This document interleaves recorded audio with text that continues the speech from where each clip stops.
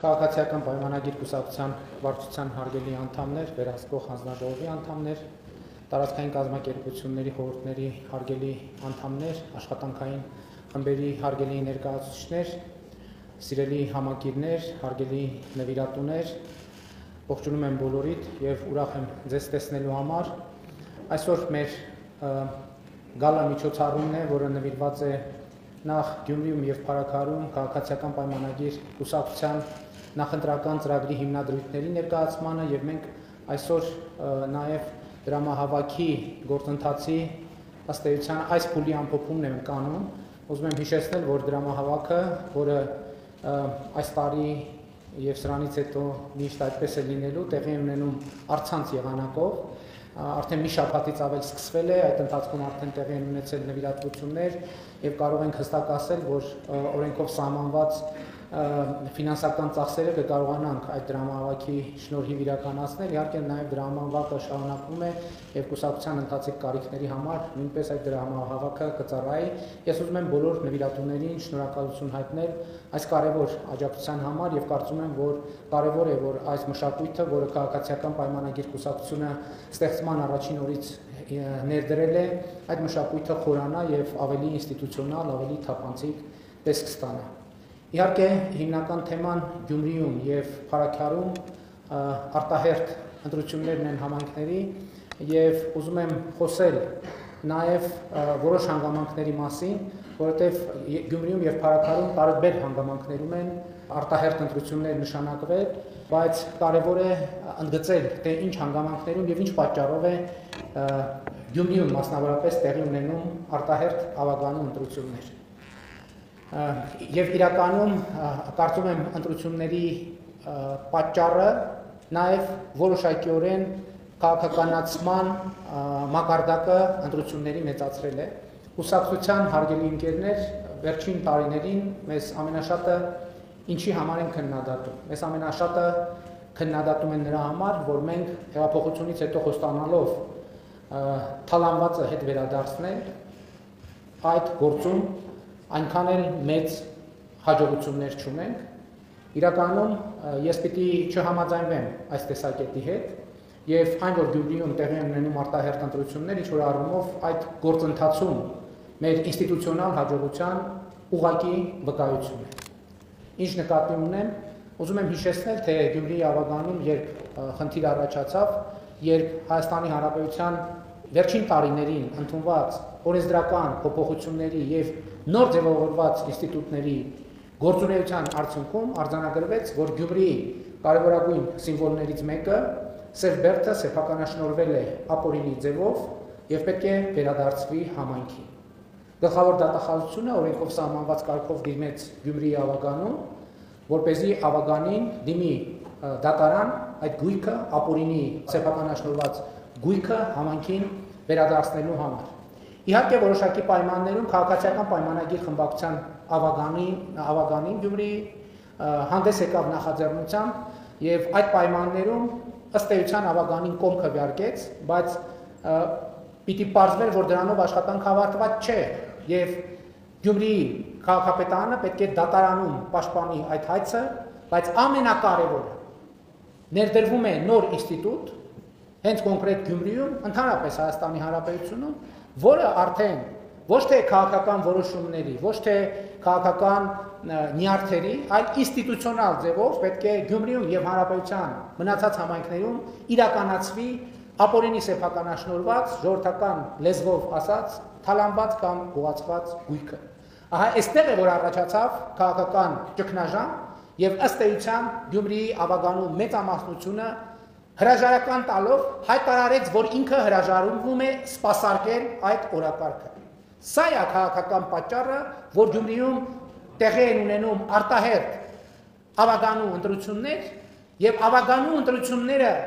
տեղի են ունենում այն պատճառով, որ Գյումրիի ավագանին հռչակեց, որ ինքը հրաժարվում է գյումրեցիներից գողացված գույքի վերադարձի օրակարգը սպասարկել։ Սա շատ կարևոր է արձանագրելու համար։ Եվ այս ընտրությունները իրականում հենց այս համատեքստը եւ այս ենթատեքստը ունեն։ Բայց միջև այդ համատեքստին ու ենթատեքստին անդրադառնալը սա շատ լավ առիթ է, որպեսզի մենք ի վերջո համակարգված ձևով արձագանքենք այդ մեղադրանքներին, արդյոք մենք հետևողական ենք ժողովրդից թալանվածը վերադարձնելու ճանապարհին, թե այնուամենայնիվ մենք գնացել ենք այդտեղ կոմպրոմիսների, մեր քաղաքական կամքը նվազել է,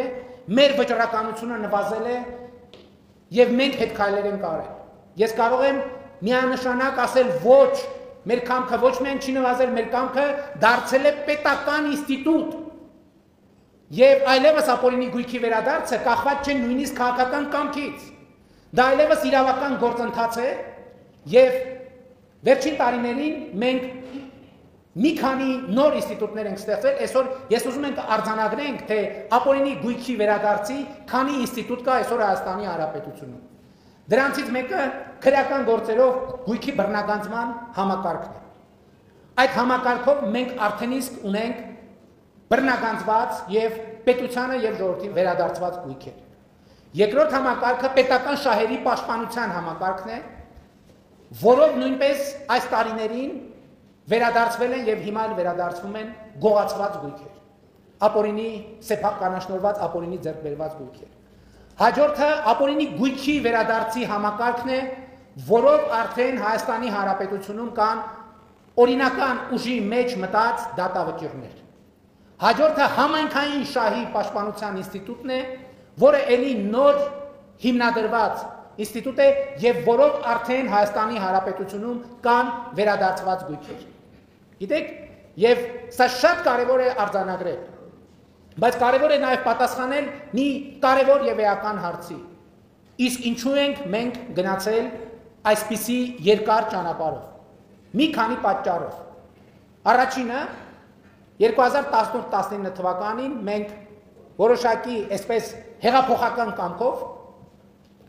մի քանի մարդկանցից, որոնց պայմանականորեն կարելի է անվանել հավաքական Սաշի կանոնով, մի քանի մարդկանցից մի քանի տասնյակ միլիոն դոլարի գույք մենք վերադարձրինք։ Բայց 1-2-3 մենք հասկացանք, որ համակարգը այդպես չի կարող աշխատել, որովհետև շատերը հավաքական պայմանական Սաշիկից շատ ավելի խելոք է, եւ նրանց իրենց գույքերը ոչ թե միտեղ են դրել մի մարդու անունով, այլ դրել են 10-15 տեղ, 20 տեղ Հայաստանից դուրս եւ տասնյակ մարդկանց անունով։ Եվ հարկավոր է ստեղծել համակարգ, որպեսզի գնա այդ գույքերի հետևից, հատիկ, գնա այդ գույքերի հետևից, տեղորոշի, կոորդինատավորի, ստեղծի իրավական համակարգեր, որպեսզի մենք ոչ միայն կարողանանք այդ գույքերը վերադարձնել, այլև մեր երկրի իրավական, ժողովրդավարական, օրենքի գերակայության իմիջին վնաս չհասցնենք, դրանով չմեծացնենք մեր երկրի խոցելիությունները։ Եվ այսօր ահա հենց այս առիթով ես ուրախ եմ եւ հպարտ եմ զեկուցել, որ այդ համակարգը այլևս գործարկված է։ Ես շատերն են ընդդիմադիրներից հիշեցնում իմ խոսքերը 2018-19 թվականներին, երբ որ ես ասել եմ կոպեկ առ կոպեկ վերադարձնելու ենք, հատիկ առ հատիկ վերադարձնելու ենք։ Եվ ես իմ Facebook-յան էջում արդեն մի շարք եմ սկսել, որը հույս ունեմ եւ համոզված եմ, որ առաջիկա տարիներին չի ավարտվելու այդ շարքը։ Չի ավարտվելու այդ շարքը եւ մենք պետք է ժողովրդին զեկուցենք, թե ինչ ենք վերադարձրել։ Եվ ուզում եմ նաեւ ընդգծել, այս վերջերս ես իմ էջում դրել էի 2010 թվականի արտադրության ապօրինի ձեռք բերված որպես ապօրինի գույք Range Rover-ի վերադարձ եւ էլի ընդդիմադիրները սրանով էլի ժողովրդին խափում են ոչ, դա հենց նրա ապացույցն է, որ հատիկ առ հատիկը բարիս բուն իմաստով հատիկ առ հատիկ է։ Եթե տենց դուր չի գալիս, ուրեմն Range Rover առ Range Rover ենք վերադարձնելու, բրաբուս առ բրաբուս, յաշիկ առ յաշիկ։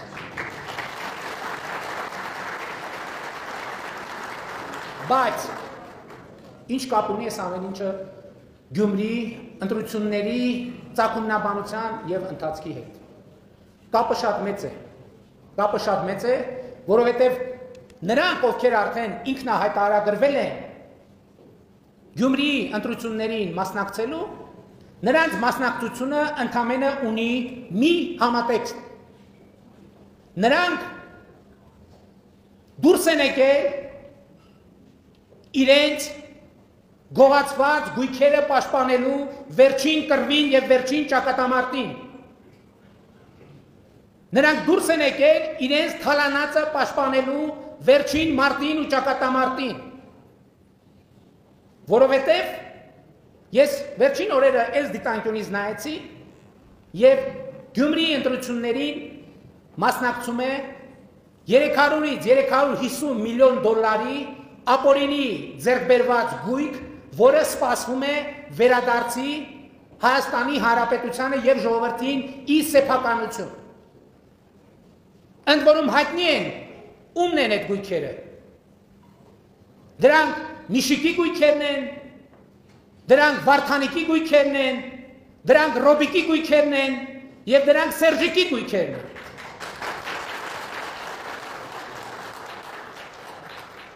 Եվ այս ընտրություններում այդ թվում գյումրեցիներն են մեզ քննադատել շատ։ Եվ ես հասկանում եմ այդ քննադատությունը։ Բայց էլի ասում եմ, մենք ապօրինի գույքերի վերադարձի ճանապարհին մի վարքյան անգամ չենք հապաղել, մի վարքյան։ Մենք գնացել ենք ինստիտուցիոնալ ճանապարհով եւ ճիշտ ենք արել, եւ ահա այդ ինստիտուտը թափ է հավաքում։ Եվ ահա նրանք դուրս են եկել առաջին հերթին, այսինքն այդպես ստացվեց, Գյումրիում եղավ, Գյումրիի հետ համընկավ։ Կարող էր լինել ուրիշ բնակավայրում, կարող էր լինել ուրիշ ընտրություններ, բայց այս ընտրությունները Գյումրիի, ընդ որում այստեղ կա երկու հարթություն, կա համայնքային հարթություն եւ կա քաղաքական հարթություն։ Քաղաքական հարթությունը մենք չենք բերել, այս շատ կարեւոր է։ Մենք չենք ի սկզբանե տրամադրվել եւ որոշել, որ Գյումրիի ընտրությունները պետքա լինեն քաղաքական։ Այդ նրանք են իրենց մուտքով, շեշտադրումներով, հարցադրումներով դարձրել քաղաքական։ Եվ այս ընտրություններում ամեն քվյաթերթիկ հենց նրա մասին է։ Արդյոք ժողովրդի կամքը թալանվածը վերադարձնելու ճանապարհին թույլատրել է, թե չի թույլատրել։ Քաղաքացիական պայմանագրի կամքը ոչ միայն չի թույլատրել, քաղաքացիական պայմանագիրը ստեղծել է ինստիտուտ ժողովրդի համար, որ ժողովուրդը թալանվածը վերադարձնելու հնարավորություն ունենա, եւ այդ ինստիտուտը այսօր աշխատում է։ Ժողովուրդը պետք է որոշի, արդյոք փայտ է մտցնում այդ ինստիտուտի անիվների գործունեության մեջ, թե այդ ինստիտուտին գործելու կանաչ լույս ու ճանապարհ է տալիս։ Եվ ուզում եմ ասել, այո, ցույց տրվեց, թե ինչքան աշխատանքներ են արվել Գյումրիում։ Ասվեց նաև, որ աշխատանքի մի մասն է։ Այո, դրանց մի մասը սուբվենցիոն ծրագրերով են իրականացվել, բայց ես ուզում եմ նաև ընդգծել, որ Գյումրիում 2017 թվականի համեմատ կառավարությունից ստացվող դոտացիաների թիվը կրկնապատկվել է։ 2 միլիարդ դրամից դարձել է 4 միլիարդ դրամ։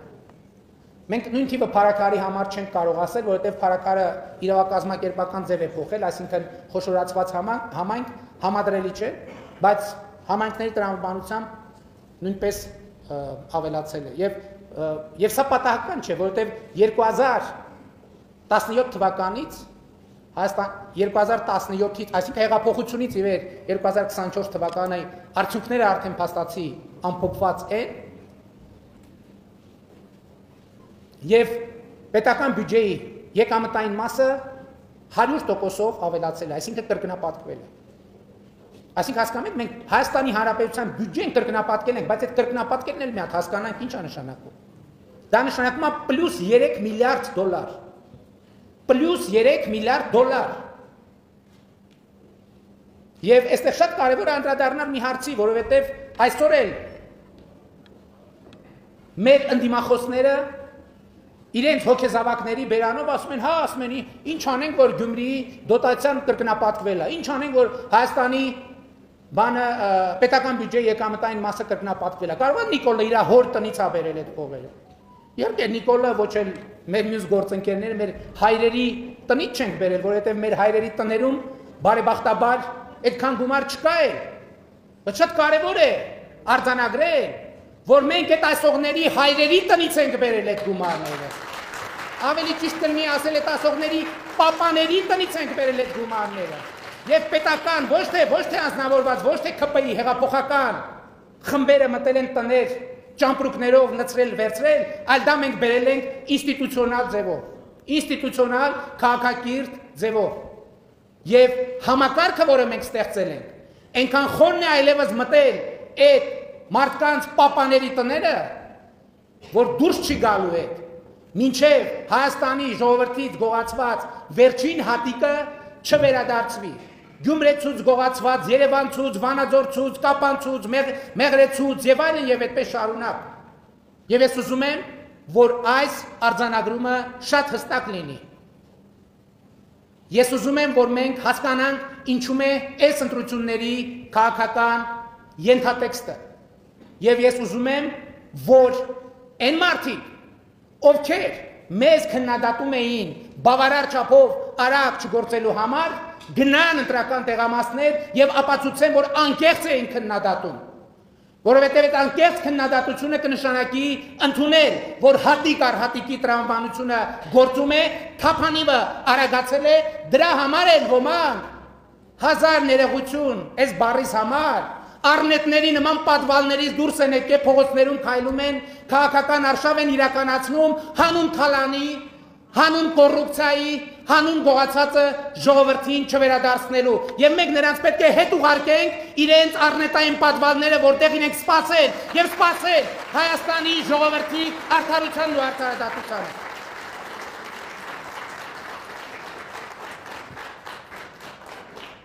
Հիմա քաղաքային համատեքստի մասին ես փառակարում եմ քաղաքական այս նույն ենթատեքստը իրականում կա, բայց այդքան վառ կերպով արտահայտված չի։ Բայց ես այսօր ուզում եմ նաև քաղաքային համատեքստին անդրադառնալ, ընդ որում քաղաքային համատեքստին անդրադառնալ այդ մասին շատ բան չասելով։ Ինչու՞։ Որովհետև կա առանձնահատկություն։ Գյումրիի ավագանի ընտրությունների առնվազն առաջնորդող հատվածը, Փարաքարի ավագանու ընտրությունների առնվազն առաջնորդող հատվածը, ես նկատի ունեմ քաղաքացիական պայմանագիր կուսակցության համամասնական ցուցակին։ Գյումրեցին ա որոշել, ժողովուրդ ջան։ Մենք չենք որոշել։ Մենք չենք որոշել, որ Երևանում քաղաքացիական պայմանագիր կուսակցության վարչությունում կամ կառավարության սենյակում նստած չենք որոշել, ես մեկը թող առաջին լինի, ես մեկը երկրորդ, ես մեկը երրորդ, ես մեկը չորրորդ։ Դա որոշել է Գյումրեցին։ Գյումրեցին ա որոշել, որ Սարիկ Մինասյանը պետք է լինի Գյումրիի քաղաքապետի պաշտոնակատար։ Փարաքարցին ա որոշել, որ Լուդվիգ Գյուլնազարյանը պետք է լինի Փարաքարի համանքի ղեկավարի պաշտոնակատար։ Ընդ որում ես ուզում եմ Փարաքարի արտահերթ ընտրությունների հանգամանքներին էլ վերադառնալ։ Մենք նաև Փարաքարում գիտեք, որ պարոն Գյուլնազարյանը ընտրված էր կոալիցիոն հուշագրի գործունեության ընթացքում, բայց նաև մենք եւ նաև պարոն Գյուլնազարյանը ինքը քաղաքական կամք ցուցաբերեցինք, որպեսզի նաև ինչ որ առումով բարեվարկության մի նոր ստանդարտ դրեցինք, որ երբ որ պաշտոնյայի անունը ինչքան արդար, ինչքան անարդար, բայց տվյալ դեպքում տեղի էր ունեցել մի իրավիճակ, որը անհրաժեշտ էր պարզաբանումներ տալ, եւ այն, որ իշխանության թիմի ներկայացուցիչը այդտեղ հայտնվել սխալ պահին, սխալ տեղում, այդ հետո պետք է բան արվեր, պարզվեր, որովհետեւ այդ պահին պարզ չէր դա։ Եվ պարոն Գյուլնազարյանը հրաժարական տվեց եւ տեղի ունեցավ օբյեկտիվ քննություն եւ նախ ես ուզում եմ պարոն Գյուլնազարյանին շնորհակալություն հայտնել այդ որոշման համար, որովհետեւ հասկանալիորեն դա հեշտ որոշում չի եղել։ Բայց նաև ուրախ եմ ու հպարտ եմ մեզ համար, որ ի վերջո պարզվեց, պարզաբանվեց, ապացուցվեց, հիմնավորվեց, որ իրականում իրոք սխալ պահի, սխալ տեղում է հայտնվել, եւ մենք եւ կուսակցությունը ըստ էության այդ իրադրության դատը հանձնեց փարաքարցիներին, որովհետեւ այդտեղ իրավական դատի տեղ չկար, կար քաղաքական դատի տեղ, եւ մենք այդ քաղաքական դատը ըստ էության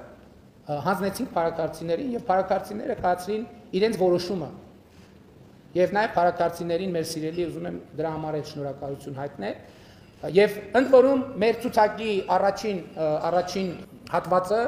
առաջին 5 հորիզոնականը ձևավորվել է գյումրեցիների եւ փարաքարցիների ընտրությամբ։ Եվ ես ուզում եմ ասել, որ ըստ էության այս ընտրություններում գյումրեցիները պիտի ընտրեն իրենց ընտրածների։ Գյումրեցիները եւ փարաքարցիները պիտի ընտրեն իրենց ընտրածին։ Մենք չէ, որ որոշել ենք, որ այսինքն մենք որոշել ենք առաջարկ անել գյումրեցիներին եւ փարաքարցիներին, փարաքարցիները եւ գյումրեցիները որոշել են, թե ով պիտի լինի տեխնացուն։ Եվ հետեւաբար այսօրվա միջոցառումը, որը մենք ասում ենք, որ այսօր քաղաքացիական պայմանագիր կուսակցության ցուցակների եւ տեխնացուների ներկայացման գալա միջոցառումն է, սա ինչքան քաղաքացիական պայմանագիր կուսակցության տեխնացուների ներկայացումն է, այնքան էլ գյումրեցիների եւ փարաքարցիների ընտրած տեխնացուների ներկայացումն է, եւ սա մի նոր ինստիտուտ է, հարգելի ներկաներ, ներդրվել Հայաստանի Հանրապետությունում։ Խոսքը այդ նախնական ընտրությունների մասին է եւ ես ուրախ եմ, որ դա ներդրվել է։ Բայց նաեւ հետեւյալն եմ ուզում ասեմ, այստեղ մենք ցույց ենք տալիս թվերով, կիլոմետրերով, քառակուսի մետրերով, թե ինչ է արվել Գյումրիում եւ ինչ է արվել Փարաքարում։ Բայց այնուամենայնիվ կան բաներ, որոնք առնվազն ոչ պակաս կարևոր են, բայց դրանք հնարավոր չի ցույց տալ թվերով, կիլոմետրերով եւ քառակուսի մետրերով։ Դա ազատությունն է, սիրելի ներկաներ։ Դա ընտրելու ազատությունն է, դա որոշելու ազատությունն է։ Որովհետեւ այս ընտրությունները ունեն նաեւ ուրիշ համատեքստ։ Այս ընտրությունների համատեքստը հետեւյալն է, որքանով է քաղաքացին պատրաստ, որպեսզի համակարգ էսպայից սկսի զարգանալ այնպես, որ ինքը չի որոշելու, այլ իր փոխարեն որոշելու են եւ ինքը իրեն փորձ են անելու վերապահել ընդամենը դապողի դեր։ Ինչը մենք տեսել ենք։ Բայց ես ուզում եմ էտել մենք արձանագրենք, որ 2018 թվականից ի վեր որևէ մակարդակի ընտրություններում փակված են, չեք զգում, այսօր չկա այդ վերնագիր, եկեք գնանք նախկինում տեղի ունեցած բոլոր ընտրությունների նախորդող շրջանների վերնագրերի, տեքստերի, հարցազրույցների մոնիտորինգ անենք։ Խոսույթի 70-ից 80% նվիրված են նրան, թե ինչպես է իշխանությունը կեղծելու ընտրությունները։ Դուք որևէ մեկից լսել եք այդպիսի բան։ Չկա այդ ընդհանրապես գոյություն չունի, որևէ մեկի մտքով չի անցնում։ Ես հասկանում եմ հիմա, երբ որ մարդիկ լսեն այս իմ բանը, իմ ուղերձը, համոզված եմ վեր են թռնելու, ինչ ընտրություն, որտեղ մոռացել են արդեն, էլ չկա տենց բան։ Ու լավ է, որ մոռացել են։ Բայց այս ընտրություններում որոշ դեմքեր տեսնելով նրանք պետք է հիշեն դա եւ հիշողությունը պետք է արտահայտվի քվեարկությամբ։ Եվ ժողովուրդը պետք է որոշի ինչքանով է ինքը պատրաստ իր ազատությունը պաշտպանել, իր անկախությունը պաշտպանել։ Ես շատ վաղուց արձանագրել եմ, բայց գուցե հաճախ չեմ բարձրաձայնել, որովհետև մենք վերջին 7 տարիներին անցել ենք շատ բարդ եւ դժվար իրավիճակներով։ Մենք շատ կորուստներ ենք ունեցել, բայց ի վերջո մենք պետք է ունենանք համարձակություն, բարձր եւ հստակ ասել, որ մենք ունեցել ենք շատ կորուստներ ու ձեռք ենք բերել ավելի մեծ անկախություն, չուզեցա ասեմ ձեռք ենք բերել անկախություն, բայց կարող ենք ասել, որ ձեռք ենք բերել անկախություն, որ ձեռք ենք բերում անկախություն, որ ձեռք ենք բերում պետականություն, որ ձեռք ենք բերում ինքնիշխանություն, որ ձեռք ենք բերում ազատություն եւ ձեռք ենք բերում ապագա, եւ այս ընտրությունները նաեւ դրա մասին են, ինչքանով է Հայաստանի Հանրապետության քաղաքացին, գյումրեցին, փարաքարցին պատրաստ քվեարկել իր ազատության, իր անկախության, իր ինքնաշխանության, իր պետականության եւ իր ապագայի համար։ Այն նաեւ սրա մասին է այս ընտրությունը, սիրելի ընկերներ։